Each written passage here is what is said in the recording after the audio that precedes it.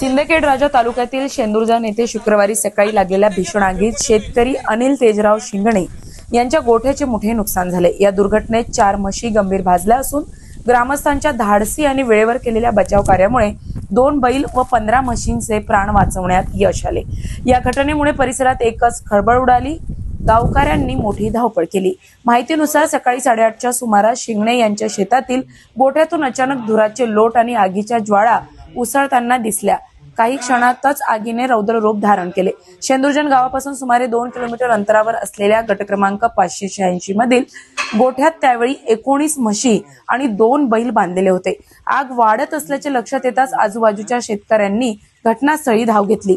माजी सरपंच दामोदर शिंगणे, राजेश जाधव, श्रीराम रणमळे, आदित्य रणमळे, हरिभाऊ खंडागळे तसेच अनिल शिंगणे व वैभव शिंगणे यांनी इतर ग्रामस्थांसह जीवाची पर्वा न करता आगी शिरून जनावरांना बाहेर काढण्याचे प्रयत्न केले।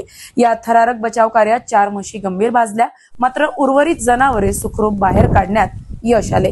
आगीची तीव्रता एवढी भीषण होती की गोठ्या शेजारील 20 ते 25 फूट उंच झाडेही पूर्णपणे जळून खाक झाली।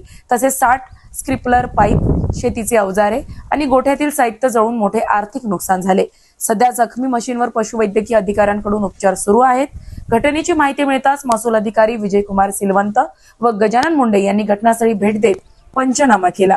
शासनाने पीडित शेतकऱ्याला तातडीने आर्थिक मदत द्यावी अशी मागणी ग्रामस्थांकडून करण्यात येत आहे।